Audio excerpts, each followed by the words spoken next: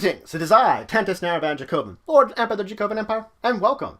It is time to continue my discussion on Spelljammer.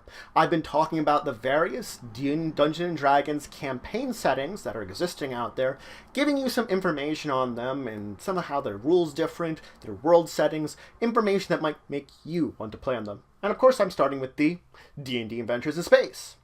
Let's talk about spacefaring organizations, because space is vast, and the amount of time that it takes to travel in amongst a sphere or in between crystal spheres can be, even at the highest speeds, weeks, maybe even months.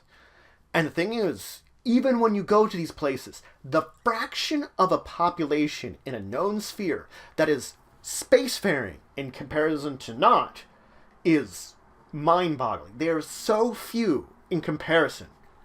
That's actually one of the main reasons these spacefaring organizations pop up, in order to sort of unite the people. The thing is, the majority of folks are not members of spacefaring organizations.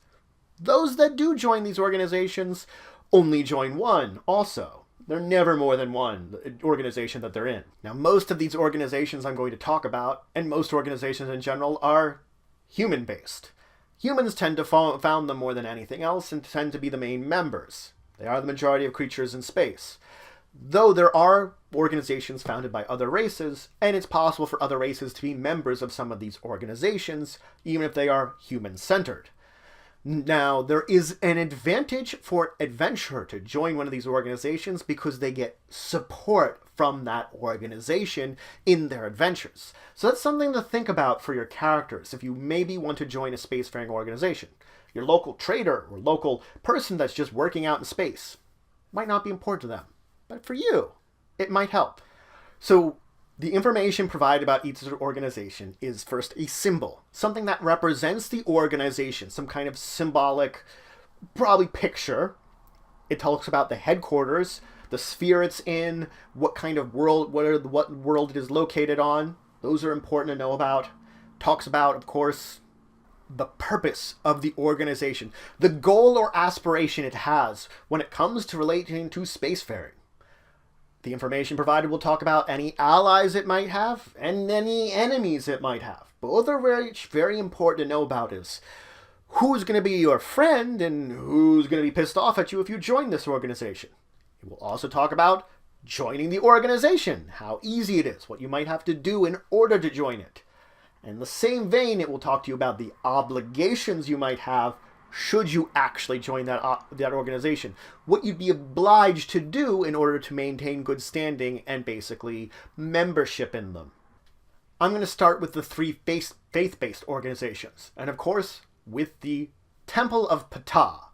They tend to be one of the most aggressive religious and annoying in a way, because they have this belief that their deity, Ptah, is the creator of all the crystal spheres and is the supreme deity everywhere.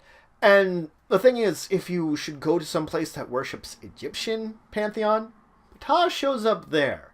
But the Temple of Ptah, the followers that are in space, look at their ground-based cousins and see them as not understanding the full depths of Ptah's power. They're only worshipping an aspect of him that happens to be part of this pantheon. So that's an interesting little juxtaposition there with them.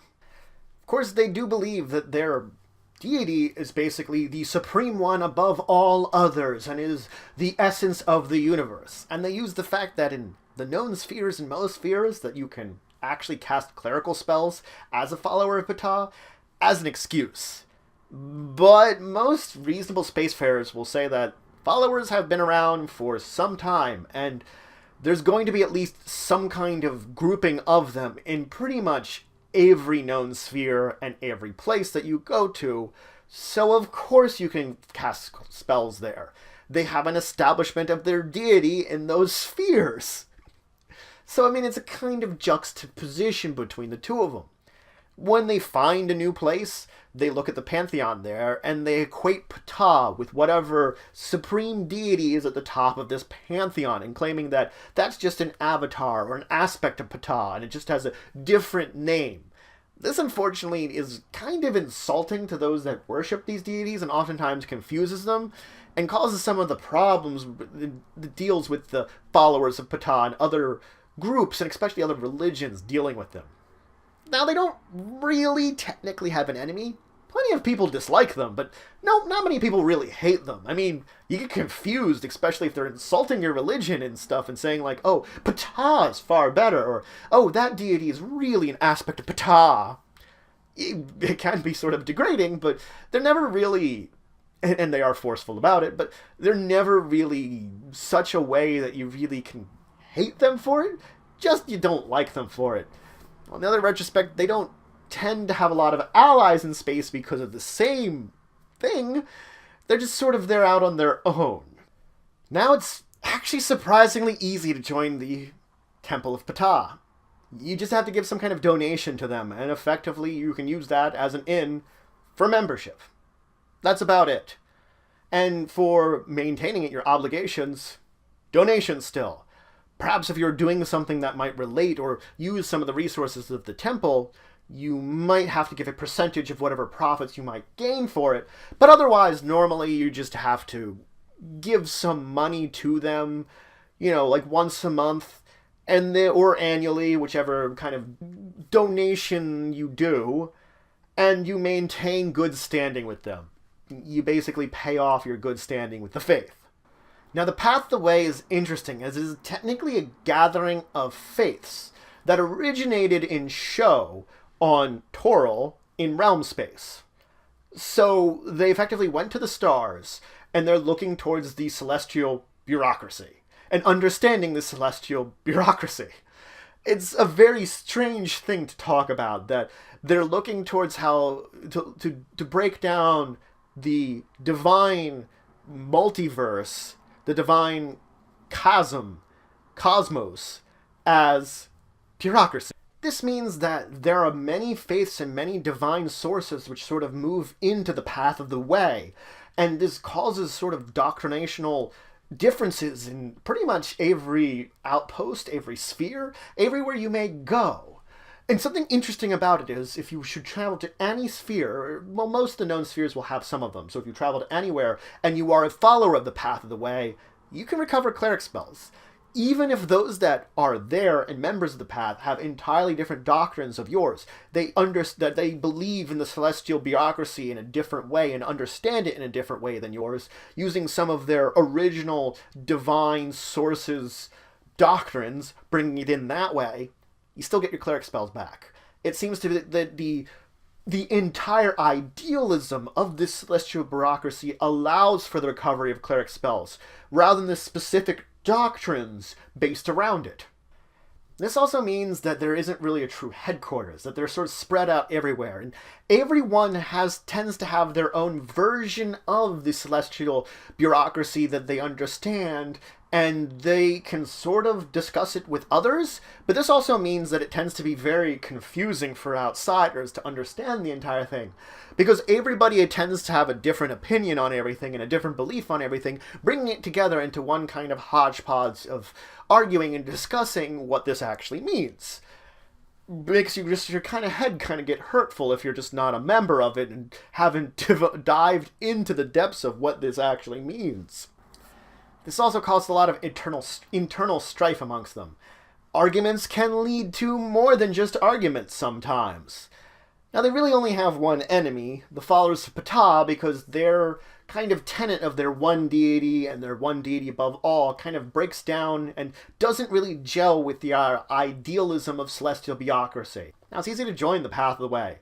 You effectively just have to go up to a member and ask them to join. Now, there is a little bit more in respect to that. They're going to have you go through basically a couple months of training, learning some of the basics of the Path of the Way, and traditionally they would prefer you to have some kind of divine, at least, training to begin with, that you have an understanding of the celestial universe.